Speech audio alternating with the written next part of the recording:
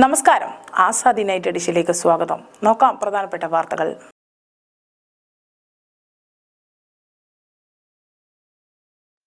Lorry വിദ്യാർത്ഥികൾക്ക് മുകളിലേക്ക് മറിഞ്ഞു, 4 പേർക്ക് ദാരുണാന്ത്യം. അഴീക്കൽ സിൽക്കിൽ വീണ്ടും ടെക് DRUവിന് അംഗീകാരം. വോട്ടെടുപ്പിൽ 1-ാം സ്ഥാനത്ത് അംഗീകൃത യൂണിയനായി തെരഞ്ഞെടുക്കപ്പെട്ടു. പിണറായി വിജയൻ ഇന്ത്യയിലെ ഭരണപാഠമുള്ള മുഖ്യമന്ത്രി MK സ്റ്റാലിൻ. മോചനം ഇനിയും വൈകും, അബ്ദുറഹീമിന്റെ കേസ് പരിഗണിക്കുന്നത് കോടതി മാറ്റി. തളിപ്പറമ്പ് താലൂക്ക് അദാലത്തിൽ 154 പരാതികൾ തീർപ്പാക്കി. കേരളത്തിന്റെ ചരിത്ര നേട്ടം, രാജ്യത്തെ 5 പ്രധാന ആശുപത്രികളുടെ പട്ടികയിൽ തിരുവനന്തപുരം മെഡിക്കൽ കോളേജും. IFFK നാളെ മുഖ്യമന്ത്രി ഉദ്ഘാടനം ചെയ്യും. മലപ്പുറത്ത് ജനൽ കട്ടിള ദേഹത്തു വീണ് 1.5 വയസ്സുകാരന് ദാരുണാന്ത്യം. പാലക്കാട് പന്നയംപാടത്ത് ലോറി വിദ്യാർത്ഥികൾക്ക് മുകളിലേക്ക് മറിഞ്ഞ് 4 വിദ്യാർത്ഥികൾ മരിച്ചു. പാലക്കാട് കോഴിക്കോട് ദേശീയപാതയിലൂടെ സിമന്റ് കയറ്റി വരികയായിരുന്ന ലോറിയാണ് വിദ്യാർത്ഥികളുടെ മുകളിലേക്ക് മറിഞ്ഞത്. മണ്ണാർക്കാട് തച്ചമ്പറമ്പാറയിലാണ് അപകടം. ഇർഫാന മിത, റിദ ആയിഷ എന്നിവരാണ് മരിച്ചത്. കരിമ്പ ഹയർ സെക്കൻഡറി സ്കൂളിലെ വിദ്യാർത്ഥികളാണ് അപകടത്തിൽപ്പെട്ടത്. അമിത വേഗത്തിലെത്തിയ ലോറിയാണ് കുട്ടികളുടെ മുകളിലേക്ക് മറിഞ്ഞത്. 3:30 കഴിഞ്ഞാണ് അപകടമുണ്ടാകുന്നത്. കുട്ടികളെ ഇടിച്ചു തെറിപ്പിച്ച ലോറി പിന്നീട് മറിയുകയായിരുന്നു. ഉടൻ തന്നെ ആളുകൾ ഓടിയെത്തി ഇവരെ രക്ഷപ്പെടുത്താൻ ശ്രമിച്ചു. എന്നാൽ കുട്ടികൾ ലോറിക്കടിയിൽ കുടുങ്ങുന്നതിനിടയിൽ രക്ഷാപ്രവർത്തനം ദുഷ്കരമായി. ഏറെ പണിപ്പെട്ട് 2 പേരെ ആദ്യം പുറത്തെടുത്തു. 3-ാമത്തെ കുട്ടിയെയും ആശുപത്രിയിലെത്തിച്ചിരുന്നു. ഇസാഫ് മദേഴ്സ് എന്നീ ആശുപത്രിയിലേക്കാണ് കുട്ടികളെ എത്തിച്ചത്. ആരും വാഹനത്തിനടിയിലില്ല എന്നാണ് രക്ഷാപ്രവർത്തകർ വിശദീകരിക്കുന്നത്. പാലക്കാട് കല്ലടിക്കോട്ട് ലോറി പാനുകയറി 4 കുട്ടികളുടെ ജീവൻ നഷ്ടപ്പെട്ട സംഭവം ഞെട്ടിക്കുന്നതും ദാരുണകരവുമാണെന്ന് മുഖ്യമന്ത്രി പിണറായി വിജയൻ. പരിക്കേറ്റ എല്ലാ കുട്ടികൾക്കും അടിയന്തര ചികിത്സ നൽകുന്നതിന് സർക്കാർ സംവിധാനങ്ങൾ ഏകോപിപ്പിച്ച് പ്രവർത്തിക്കും. അപകടം സംബന്ധിച്ച് വിശദമായി പരിശോധിച്ച് ആവശ്യമായ നടപടികൾ കൈക്കൊള്ളുമെന്നും മുഖ്യമന്ത്രി അറിയിച്ചു. മരണപ്പെട്ട കുട്ടികളുടെ ബന്ധുമിത്രാദികളെ അനുശോചനം അറിയിക്കുന്നതായും മുഖ്യമന്ത്രി പറഞ്ഞു. സംസ്ഥാന ചലച്ചിത്ര അക്കാദമി സംഘടിപ്പിക്കുന്ന 29ാമത് കേരള രാജ്യാന്തര ചലച്ചിത്രമേള IFFK നാളെ തുടങ്ങും. വൈകിട്ട് 6-ന് തിരുവനന്തപുരം നിശാഗന്ധി ഓഡിറ്റോറിയത്തിൽ മുഖ്യമന്ത്രി പിണറായി വിജയൻ മേള ഉദ്ഘാടനം ചെയ്യും. സാംസ്കാരിക മന്ത്രി സജി ചെറിയാൻ അധ്യക്ഷത വഹിക്കുന്ന ചടങ്ങിൽ നടി ശബാന ആസ്മി വിശിഷ്ട അതിഥിയാകും. ഹോങ്കോങ്ങിൽ നിന്നുള്ള സംവിധായക ആൻ ഹുയ്ക്ക് ലൈഫ് ടൈം അച്ചീവ്മെൻറ്റ് പുരസ്കാരം മുഖ്യമന്ത്രി സമ്മാനിക്കും. 10 ലക്ഷം രൂപയും ശില്പവും അടങ്ങുന്നതാണ് അവാർഡ്. തുടർന്ന് ഉദ്ഘാടന ചിത്രമായ ഐ ആം സ്റ്റിൽ ഹിയർ പ്രദർശിപ്പിക്കും. പ്രശസ്ത ബ്രസീലിയൻ സംവിധായകൻ വാൾട്ടർ സാലസ് സംവിധാനം ചെയ്ത പോർച്ചുഗീസ് ചിത്രം ബ്രസീൽ, ഫ്രാൻസ് എന്നീ രാജ്യങ്ങളുടെ സംയുക്ത സംരംഭമാണ്. ഡിസംബർ 20 വരെ 15 തിയേറ്ററുകളായി 68 രാജ്യങ്ങളിൽ നിന്നുള്ള സിനിമകൾ മേളയിൽ പ്രദർശിപ്പിക്കും. അന്താരാഷ്ട്ര മത്സരവിഭാഗത്തിൽ 44 സിനിമകളുണ്ട്. Malayalam cinema today, India cinema now, ലോക cinema festival, favourites, country focus, rest of ഫിക്റ്റിക്സ്, the female gaze, Latin American cinema, kaleidoscope, midnight cinema, animation, restored, classics, homage എന്നിങ്ങനെ വിവിധ വിഭാഗങ്ങളിൽ 177 സിനിമകൾ പ്രദർശനത്തിന് ഉണ്ട്. മേളയുടെ ഭാഗമായി open forum, in conversation, meet the director, Aravind സ്മാരക പ്രഭാഷണ, പാനൽ ഡിസ്കഷൻ എന്നിവയും ഉണ്ടാകും. 13,000 പരം ഡെലിഗേറ്റുകളും 100ഓളം ചലച്ചിത്ര പ്രവർത്തകരും മേളയിലെത്തും. തിയേറ്ററുകളിൽ ആകെ സീറ്റിൻ്റെ 70% റിസർവേഷൻ ചെയ്തവർക്ക്, 30% റിസർവേഷൻ ഇല്ലാത്തവർക്കുമാണ്. മുതിർന്ന പൗരന്മാർക്ക് ക്യൂ നിൽക്കാതെ പ്രവേശനം ലഭിക്കും. ഡെലിഗേറ്റുകൾക്കായി KSRTCയുടെ 2 ബസ്സുകൾ പ്രദർശന വേദികളെ ബന്ധിപ്പിച്ചുകൊണ്ട് സൗജന്യ സർവീസ് നടത്തും. മൺമറഞ്ഞ ചലച്ചിത്ര പ്രതിഭകൾക്ക് സ്മരണാഞ്ജലി അർപ്പിക്കുന്ന ചടങ്ങ് ഡിസംബർ 14 വൈകിട്ട് 6 മണിക്ക് നിള തിയേറ്ററിൽ സംഘടിപ്പിക്കും. സംസ്ഥാന ചലച്ചിത്ര അക്കാദമി ശ്രദ്ധാഞ്ജലി പരമ്പരയിൽ 6 പുസ്തകങ്ങൾ മേളയിൽ പ്രകാശനം ചെയ്യും. മേളയുടെ ഭാഗമായി 50 ലോക ചലച്ചിത്രാചാര്യർക്ക് ആദരമർപ്പിക്കുന്ന digital art exhibition cinema alchemy, a digital art the ബ്യൂട്ട് ഡിസംബർ 14 മുതൽ ടാഗോർ തിയേറ്ററിൽ നടക്കും. സംവിധായക ടി കെ രാജീവ് കുമാറാണ് ക്യൂറേറ്റർ. മലയാള സിനിമയുടെ തിരശ്ശീലയിൽ തിളങ്ങി മുതിർന്ന നടിമാരെ സാംസ്കാരിക വകുപ്പ് മന്ത്രി ആദരിക്കുന്ന മറക്കലൊരിക്കലും ഡിസംബർ 15 ഞായറാഴ്ച വൈകിട്ട് 6:30 മാനവീയ വീതിയിൽ നടക്കും. തുടർന്ന് ഇവരുടെ സിനിമകളിലെ ഗാനങ്ങൾ കോർത്തിണക്കിയുള്ള സംഗീത പരിപാടിയും ഉണ്ടായിരിക്കും. മാനവീയം വീതിയിൽ ഡിസംബർ 14 മുതൽ 19 വരെ വൈകിട്ട് 6:30 കലാസാംസ്കാരിക പരിപാടികൾ സംഘടിപ്പിക്കും. ഡിസംബർ 20 നടക്കുന്ന സമാപന ചടങ്ങിൽ സംവിധായക പായൽ കപ്പാടിക്കുള്ള spirit of the cinema award മുഖ്യമന്ത്രി സമ്മാനിക്കും. News desk Azadi media. Saudi റിയാദിലെ ജയിലിൽ കഴിയുന്ന കോഴിക്കോട് കോടമ്പുഴ സ്വദേശി അബ്ദുറഹീമിന്റെ കേസ് പരിഗണിക്കുന്നത് കോടതി വീണ്ടും മാറ്റി. സൗദി സമയം ഇന്ന് ഉച്ചയ്ക്ക് 12 മണിക്കാണ് കേസ് പരിഗണിക്കാനിരുന്നത്. എന്നാൽ സാങ്കേതിക കാരണങ്ങളാൽ കോടതി കേസ് പരിഗണിക്കുന്നത് മാറ്റിയെന്നാണ് വിവരം. കോടതി ഇന്ന് പരിഗണിക്കാനിരുന്ന എല്ലാ കേസുകളും മറ്റൊരു ദിവസത്തേക്ക് മാറ്റിയിട്ടുണ്ട്. കഴിഞ്ഞ 2 തവണ കേസ് വിധി പറയുന്നതിന് മാറ്റിയിരുന്നു. ഡിസംബർ 8-നായിരുന്നു ഒടുവിൽ കേസ് പരിഗണിച്ചത്. ജയിൽ മോചനത്തിന് മറ്റു തടസ്സങ്ങളില്ലാതിരുന്നതിനാൽ ഇന്ന് മോചന ഉത്തരവ് ഉണ്ടാകുമെന്നാണ് പ്രതീക്ഷിച്ചിരിക്കുന്നത്. 2006-ലാണ് അബ്ദുറഹീം സൗദിയിലെത്തിയത്. 1 മാസം തികയും മുമ്പ് ഡിസംബർ 24-ന് ജോലിക്കിടെ സ്പോൺസറായ സൗദി പൗരൻ ഫായിസ് അബ്ദുള്ള അബ്ദുറഹ്മാൻ അൽ ഷെഹ്റിയുടെ 15 വയസ്സുകാരനായ മകൻ മരിച്ച കേസിലാണ് ജയിലിൽ അടക്കപ്പെട്ടത്. കഴിഞ്ഞ ജൂലൈ 2-ന് അബ്ദുറഹീമിന് വധശിക്ഷയിൽ നിന്നും മോചനം ലഭിച്ചിരുന്നു. മരിച്ചയാളുടെ കുടുംബം ആവശ്യപ്പെട്ട ദിയാദാനം നൽകിയതിനെ തുടർന്നായിരുന്നു ഇത്. ദിയാദാനമായി ആവശ്യപ്പെട്ടത് 1.5 കോടി റിയാൽ മലയാളികൾ ഒന്നാകെ ശേഖരിച്ചാണ് നൽകിയത്. പൊതുമേഖലാ സ്ഥാപനമായ അഴീക്കൽ സിൽക്കിൽ പൊളിക്കാനായി വീണ്ടും ടെഗ് എത്തി. തൂത്തുക്കുടിയിൽ നിന്നും ആണ് തിരുവള്ളൂർ എന്ന ടെഗ് എത്തിയത്. 2 ദിവസം മുൻപേ അഴീക്കൽ പുറംകടലിൽ എത്തിച്ചേർന്ന ടെഗിനെ ഇന്നലെ രാവിലെയാണ് സിൽക്കിന് സമീപത്തേക്ക് എത്തിച്ചത്. കഴിഞ്ഞ ഏപ്രിലിൽ എത്തിച്ച മറ്റൊരു ടെഗ് വെള്ളത്തിൽ വെച്ചുള്ള പൊളിക്കൽ പൂർത്തിയായി. കരയിൽ വെച്ചു കഷണങ്ങളാക്കുന്ന പ്രവൃത്തിയാണ് ഇപ്പോൾ നടക്കുന്നത്.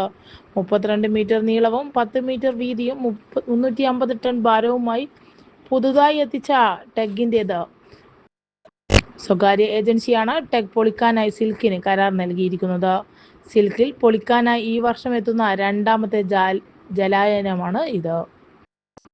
സതേൺ റെയിൽവേ ജീവനക്കാരുടെ റഫറൻഡറത്തിൽ DRUവിന് അംഗീകാരം. വോട്ടെടുപ്പിൽ 1-ാം സ്ഥാനത്തെത്തിയത് അംഗീകൃത യൂണിയനായി DRU തെരഞ്ഞെടുക്കപ്പെട്ടത്. റെയിൽവേ സ്വകാര്യവൽക്കരണത്തിനെതിരെയുള്ള ശക്തമായ പ്രതിഷേധമാണ് DRU നടത്തിയിരുന്നത്. ഇതിനുള്ള തൊഴിലാളികളുടെ പിന്തുണയാണ് വിജയം എന്ന് നേതാക്കൾ പറഞ്ഞു. CATUവിന്റെ കീഴിലുള്ള DRU നക്ഷത്രം അടയാളത്തിലാണ് മത്സരിച്ചത്. 2007-ൽ DRU സുപ്രീം കോടതിയിൽ നടത്തിയ നിയമ പോരാട്ടത്തിലൂടെയാണ് ആദ്യമായി രഹസ്യ ബാലറ്റിലൂടെ റഫറൻഡം നടക്കുന്നതും DRU റെയിൽവേ ജീവനക്കാരുടെ അംഗീകൃത സംഘടനയാകുന്നതും. 2013-ലെ 2ാമത്തെ റഫറൻഡത്തിൽ ചെറിയ വോട്ടുകൾക്ക് സംഘടനയ്ക്ക് അംഗീകാരം നഷ്ടപ്പെട്ടു. ഈ കാലയളവിലാണ് കേന്ദ്ര സർക്കാർ റെയിൽവേ സ്വകാര്യവൽക്കരണം ത്വരിതപ്പെടുത്തുന്നതും ലക്ഷക്കണക്കിന് തസ്തികകൾ ഒഴിച്ചു അമിത ജോലിഭാരം അടിച്ചേൽപ്പിക്കുന്നതും പങ്കാളിത്ത പെൻഷൻ നടപ്പാക്കിയതും. 2019-ൽ നടക്കേണ്ട 3ാമത്തെ റഫറൻഡം അനിശ്ചിതമായി നീട്ടുന്ന സാഹചര്യമുണ്ടായി. ഇതിനെതിരെയും DRU ഡൽഹി ഹൈക്കോടതിയിൽ നിന്നും അനുകൂല വിധി നേടിയെത്തുന്ന റഫറൻഡമാണ് ഇപ്പോൾ നടന്നത്. പിണറായി വിജയൻ ഇന്ത്യയിലെ ഭരണപാടവമുള്ള മുഖ്യമന്ത്രിയെന്ന് തമിഴ്നാട് മുഖ്യമന്ത്രി MK സ്റ്റാലിൻ വൈക്കം ബീച്ചിൽ നടന്ന നവീകരിച്ച തന്തേ പെരിയാർ സ്മാരകം, പെരിയാർ ഗ്രന്ഥശാല എന്നിവ ഉദ്ഘാടനം ചെയ്തുകൊണ്ട് സംസാരിക്കുകയായിരുന്നു അദ്ദേഹം. വൈക്കം സത്യാഗ്രഹ കേരളത്തിന്റെ മാത്രം പോരാട്ടമല്ല, ഇന്ത്യയിലെ സാമൂഹിക അനീതിക്കെതിരെയുള്ള പോരാട്ടത്തിന്റെ തുടക്കമായിരുന്നുവെന്നും തമിഴ്നാട് മുഖ്യമന്ത്രി കൂട്ടിച്ചേർത്തു. ഇത് പെരിയാറിന്റെ വിജയമാണെന്നും മുഖ്യമന്ത്രി എന്ന നിലയിൽ അഭിമാന നിമിഷമാണെന്നും ഉദ്ഘാടന പ്രസംഗത്തിൽ MK സ്റ്റാലിൻ പറഞ്ഞു. വൈക്കത്തെ നവീകരിച്ച തന്തേ പെരിയാർ സ്മാരകവും പെരിയാർ ഗ്രന്ഥശാലയും തമിഴ്നാട് മുഖ്യമന്ത്രി MK സ്റ്റാലിനും മുഖ്യമന്ത്രി പിണറായി വിജയനും ചേർന്ന് ഉദ്ഘാടനം ചെയ്തു. ചടങ്ങിൽ വൈക്കം പുരസ്കാര ജേതാവ് കന്നഡ എഴുത്തുകാരൻ ദേവനൂര മഹാദേവനെ MK സ്റ്റാലിൻ ആദരിച്ചു. ദ്രാവിഡ കഴക അധ്യക്ഷൻ K വീരമണി വിശിഷ്ടാതിഥിയായി. സഹകരണ തുറമുഖം ദേവസ്വം വകുപ്പ് മന്ത്രി VN വാസവൻ, ഫിഷറീസ് സാംസ്കാരിക വിഭജനക്ഷേമ വകുപ്പ് മന്ത്രി സജി ചെറിയാൻ, തമിഴ്നാട് ജലസേചന വകുപ്പ് മന്ത്രി ദുരൈ മുരുകൻ, തമിഴ്നാട് പൊതുമരാമത്ത് വകുപ്പ് മന്ത്രി AV വേലു, തമിഴ്നാട് ഇൻഫർമേഷൻ വകുപ്പ് മന്ത്രി MP Swaminathan, advocate K Francis George MP, CK ആശ MLA, സംസ്ഥാന സർക്കാർ ചീഫ് സെക്രട്ടറി ശാരദ മുരളീധരൻ, തമിഴ്നാട് സർക്കാർ ചീഫ് സെക്രട്ടറി N മുരുകാനന്ദം, ജില്ലാ collector John V Samuel, Vaikom നഗരസഭാ അധ്യക്ഷ പ്രീത രാജേഷ്, നഗരസഭാ അംഗം രാജശേഖരൻ എന്നിവർ പ്രസംഗിച്ചു. വൈക്കം സത്യാഗ്രഹ സമരനായകനായ തന്തേ പെരിയാറിന്റെ സ്മരണാർത്ഥം വൈക്കത്ത് തന്തേ പെരിയാർ സ്മാരകവും ഗ്രന്ഥശാലയും തമിഴ്നാട് സർക്കാർ സ്ഥാപിച്ചിരുന്നു. വൈക്കം സത്യാഗ്രഹത്തിന്റെ ശതാബ്ദി ആഘോഷങ്ങളുടെ ഭാഗമായി കഴിഞ്ഞ വർഷം വൈക്കത്തെത്തിയ തമിഴ്നാട് മുഖ്യമന്ത്രി MK സ്റ്റാലിൻ വൈക്കം നഗരത്തിലുള്ള തന്തേ പെരിയാർ സ്മാരകവും ഗ്രന്ഥശാലയും നവീകരിക്കുന്നതിന് അന്ന് 8.25 കോടി രൂപ അനുവദിക്കുകയായിരുന്നു. തളിപ്പറമ്പ് താലൂക്ക് അദാലത്ത് മിനി സിവിൽ സ്റ്റേഷനിൽ നടന്ന കരുതലും കൈത്താങ്ങും തളിപ്പറമ്പ് താലൂക്ക് അദാലത്തിൽ രജിസ്ട്രേഷൻ പുരാവസ്തു വകുപ്പ് മന്ത്രി രാമചന്ദ്രൻ കടന്നപ്പള്ളി 154 പരാതികൾ തീർപ്പാക്കി. ഡിസംബർ 6 വരെ ഓൺലൈനായും നേരിട്ടും 203 പരാതികളാണ് ലഭിച്ചത്. 302 പരാതികൾ അദാലത്ത് ദിവസം നേരിട്ട് സ്വീകരിച്ചു. ഇതിൽ 121 പേർ മന്ത്രിയെ നേരിട്ട് കണ്ടു. ആകെ ലഭിച്ച അപേക്ഷകൾ 505. പുതിയ പരാതികൾ അതാത് വകുപ്പുകൾക്ക് കൈമാറി 2 ആഴ്ചക്കകം മറുപടി നൽകും. അദാലത്തിൽ 37 പേർക്ക് മുൻഗണനാ റേഷൻ കാർഡുകൾ മന്ത്രി വിതരണം ചെയ്തു. അദാലത്തിന് മന്ത്രിയോടൊപ്പം Vijin MLA, block panchayat president CM Krishnan, ADMC Padmachandra Kurup, RDO TV Ranjith, Taliparamba tahsildar P Sajeevan എന്നിവർ നേതൃത്വം നൽകി. ഉദ്ഘാടന ചടങ്ങിൽ ജില്ലാ panchayat president advocate KK Rathnakumari അധ്യക്ഷനായി. MLA-മാരായ അഡ്വക്കേറ്റ് സജി ജോസഫ്, M വിജിൻ, ആന്തൂർ നഗരസഭാ chairman P Mukundan, block panchayat president CM Krishnan, Kurumathur ഗ്രാമപഞ്ചായത്ത് പ്രസിഡന്റ് VM സീന, ചെങ്ങളായി ഗ്രാമപഞ്ചായത്ത് പ്രസിഡന്റ് BP മോഹനൻ, ജില്ലാ കളക്ടറുടെ ചുമതലയുള്ള ADMC Padmachandra Kurup, RDO TV Ranjith, ഭൂരേഖ tahsildar K Chandrasekharan, Taliparamba tahsildar P Sajeevan, ജനപ്രതിനിധികൾ, വിവിധ വകുപ്പുകളിലെ ഉദ്യോഗസ്ഥർ തുടങ്ങിയവർ സംബന്ധിച്ചു. ഓഡിറ്റോറിയത്തിലും ഇരിട്ടി താലൂക്ക് അദാലത്ത് ഡിസംബർ 13 വെള്ളിയാഴ്ച രാവിലെ 10 മുതൽ പയ്യന്നൂർ സീവത്സം ഓഡിറ്റോറിയത്തിലും, ഇരിട്ടി താലൂക്ക് അദാലത്ത് ഡിസംബർ 16 തിങ്കളാഴ്ച രാവിലെ 10 മുതൽ Iritty Thanthode saint Joseph church ഹാളിലും നടക്കും. തിരുവനന്തപുരം സർക്കാർ മെഡിക്കൽ കോളേജിലെ എമർജൻസി മെഡിസിൻ വിഭാഗത്തെ കേന്ദ്ര സർക്കാർ സെൻറ്റർ ഓഫ് എക്സലൻസ് ആയി തിരഞ്ഞെടുത്തു. അത്യാഹിത വിഭാഗ ചികിത്സയുടെ പഠനത്തിനായി നീതി ആയോഗ് ICMR തിരഞ്ഞെടുത്ത രാജ്യത്തെ 5 മെഡിക്കൽ കോളേജുകളുടെ പട്ടികയിലാണ് തിരുവനന്തപുരം മെഡിക്കൽ കോളേജും ഉൾപ്പെട്ടത്. ഇതിൻ്റെ അടിസ്ഥാനത്തിൽ ഓരോ വർഷവും 2 കോടി രൂപ മെഡിക്കൽ കോളേജിന് ലഭിക്കും. കേരളത്തിൽ നിന്നൊരു മെഡിക്കൽ കോളേജ് ഈ സ്ഥാനത്ത് എത്തുന്നത് ചരിത്രത്തിൽ ആദ്യമായാണ്. മെഡിക്കൽ കോളേജ് SAT ആശുപത്രിയെ അപൂർവ രോഗങ്ങളുടെ സെൻറ്റർ ഓഫ് എക്സലൻസ് ആയി ഈ സർക്കാരിൻ്റെ കാലത്ത് കേന്ദ്ര സർക്കാർ ഉയർത്തിയിരുന്നു. ഇതോടെ മെഡിക്കൽ കോളേജും SAT ആശുപത്രിയും സെൻറ്റർ ഓഫ് എക്സലൻസ് ആയി മാറുകയാണ്. രാജ്യത്തെ 5 പ്രധാന ആശുപത്രികൾക്കൊപ്പം തിരുവനന്തപുരം മെഡിക്കൽ കോളേജിൻ്റെ എമർജൻസി മെഡിസിൻ വിഭാഗത്തെ സെൻറ്റർ ഓഫ് എക്സലൻസ് ആയി ഉയർത്തുമ്പോൾ വളരെ സന്തോഷമുണ്ടെന്ന് ആരോഗ്യ വകുപ്പ് മന്ത്രി വീണ ജോർജ് പറഞ്ഞു. ഈ സർക്കാരിൻ്റെ തുടക്കകാലത്ത് 2021 തിരുവനന്തപുരം മെഡിക്കൽ കോളേജിൽ മുന്നറിയിപ്പില്ലാതെ മന്ത്രി നടത്തിയ സന്ദർശനമാണ് എമർജൻസി മെഡിസിൻ ഡിപ്പാർട്ട്മെൻറ്റ് പ്രവർത്തനങ്ങൾക്ക് തുടക്കം കുറിച്ചത്. News desk Azadi media. Thiruvananthapuram Ahmedabad പുതിയ വിമാന സർവീസ് ആരംഭിച്ചു. തിരുവനന്തപുരത്ത് നിന്ന് ഗുജറാത്തിലെ അഹമ്മദാബാദിലേക്ക് പുതിയ വിമാന സർവീസ് തുടങ്ങി. ഇൻഡിഗോ എയർലൈൻസ് നടത്തുന്ന സർവീസ് തുടക്കത്തിൽ ആഴ്ചയിൽ 4 ദിവസമായിരിക്കും. തിങ്കൾ, ബുധൻ, വെള്ളി, ഞായർ ദിവസങ്ങളിൽ ഉച്ചയ്ക്ക് ശേഷം 4:25 അഹമ്മദാബാദിൽ നിന്ന് പുറപ്പെട്ട് രാത്രി 7:05 തിരുവനന്തപുരത്ത് എത്തും. തിരികെ രാത്രി 7:35 പുറപ്പെട്ടു 9:55 അഹമ്മദാബാദിൽ എത്തും.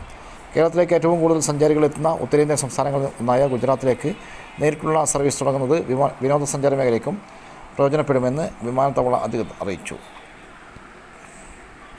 മലപ്പുറം കൊണ്ടോട്ടിയിൽ ജനലിൻ്റെ കട്ടിലെ ദേഹത്ത് വീണ് 1.5 വയസ്സുകാരന് ദാരുണ അന്ത്യം. പുളിയക്കോട് സ്വദേശി മുസീൻ ജുഹൈന തസ്നി ദമ്പതികളുടെ മകൻ നൂർ ഐമനാണ് മരിച്ചത്. ഇന്ന് രാവിലെ 9:00 അപകടം. ജുഹൈന തസ്നി പഠനാവശ്യത്തിനായി കോളേജിലേക്ക് പോയ സമയം മുത്തച്ഛനോടൊപ്പം ടെറസിൽ കളിച്ചുകൊണ്ടിരിക്കുകയായിരുന്ന കുട്ടിയുടെ ദേഹത്തേക്ക് ചാരിവെച്ച പഴയ ജനൽക്കട്ടില മറിഞ്ഞു വീഴുകയായിരുന്നു. പരിക്കേറ്റ കുട്ടിയെ ഉടൻ തന്നെ ആശുപത്രിയിൽ പ്രവേശിച്ചെങ്കിലും ജീവൻ രക്ഷിക്കാനായില്ല. ഇതോടെ ഇന്നത്തെ ആസാദി വാർത്തകൾ ഇവിടെ സമാപിക്കുകയാണ്. അടുത്ത വാർത്താ ബുള്ളറ്റിൻ നാളെ രാത്രി. നാളെ വീണ്ടും കാണാം. നന്ദി, നമസ്കാരം.